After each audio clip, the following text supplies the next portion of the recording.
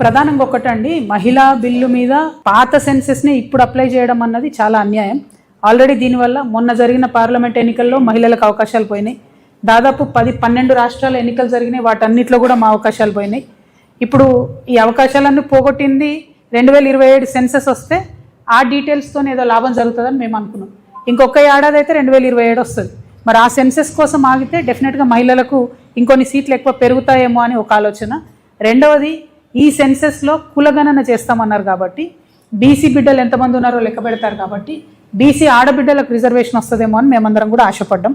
కానీ ఆ 2027 సెన్సెస్ వరకు ఆగకపోవడం వెనుక భారతీయ జనతా పార్టీ మరొకసారి వాళ్ళు బీసీ వ్యతిరేకులు అని చెప్పి వాళ్ళంతటా వాళ్ళే నిరూపించుకుంటా ఉన్నారు. దయచేసి బీసీ బిడ్డలు ఆడబిడ్డలు వేచి చూడొద్దు. చాలా బలంగా మనం కోరాల్సిన అవసరం ఉంది. అర్జెంట్ ఏం లేదు మనకు ఇప్పుడు సీట్ల కోసం, ఎందుకంటే మధ్యలో ఇంకొక 5-6 రాష్ట్రాల ఎన్నికలే ఉన్నాయి. 2027 తర్వాత చేస్తే సీట్స్ పెరుగుతాయి, బీసీ రిజర్వేషన్ కోసం కూడా ఫైట్ చేసే అవకాశం ఉంటుంది. కాబట్టి దానికోసం వేచి చూడాలన్నది మా ఆలోచన. బట్ 16th, 17th, 18th మేము కూడా డ్రాఫ్ట్ బిల్ వచ్చిన తర్వాత స్టడీ చేస్తాం. అవకాశం ఉంటే ఢిల్లీకి కూడా వెళ్దాం అనేటటువంటి ఆలోచనలో ఉన్నాం. అసలు ఆయన ఎవరన్నది సగం మంది గుర్తులేదు, మా నిజామాబాద్ వాళ్ళకే గుర్తులేదు ఆయన ఎవరన్నది. ఆయన గురించి నేను మాట్లాడేందుకే, ఆయన ఏం మాట్లాడతాడో ఆయనకే అర్థం కాదు. పొద్దున ఏం మాట్లాడతాడో, రాత్రి ఏం మాట్లాడతారో, ఒక రోజు ఒక మాట, ఇంకో రోజు ఇంకో మాట. అట్లాంటి వాళ్ళ గురించి మాట్లాడి నేను టైం వేస్ట్ చేయదలుచుకోలేదు.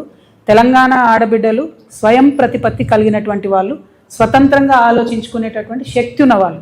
నేను తెలంగాణ ఉద్యమంలో రాటుదేలి ప్రజల మధ్యలో ఉండి ప్రజల మధ్యలో బతికి ప్రజల కోసం పనిచేయడానికి వస్తున్నటువంటి ఒక ఆడబిడ్డను. నన్ను పట్టుకొని ఎవరో మద్దతు ఇస్తే మీరు బతుకుంటారు, ఎవరో మద్దతు ఇస్తే మీరు ఉంటారంటే కేవలం ఆయన పురుష అహంకారం కనబడుతుంది తప్పితే ఇంకొకటి కాదు. ఇటువంటి మాటలు అరవింద్ గారు ఇంకోసారి మాట్లాడితే మంచిగా ఉంటుందని కూడా తెలియజేస్తాను. Thank you. జై తెలంగాణ.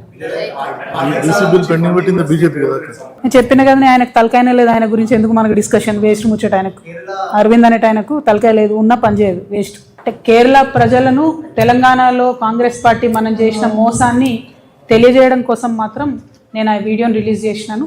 అంతో ఇంత కేరళ ప్రజలు కాంగ్రెస్ పార్టీ చేసిన మోసాన్ని తెలుసుకొని లిబరల్ లెఫ్ట్ని గెలిపిస్తే నేను సంతోషపడతాను. డెఫినెట్గా అందులో డౌట్ లేదు. ఆ చర్చ ఎక్కడెక్కడ ఏ ఏ పార్టీలో జరిగిందో నాకు అనవసరం, నాకు తెలియదు కూడా, నాకు ఐడియా లేదు. నీ లెక్క నేను కూడా పేపర్లో చూసిన.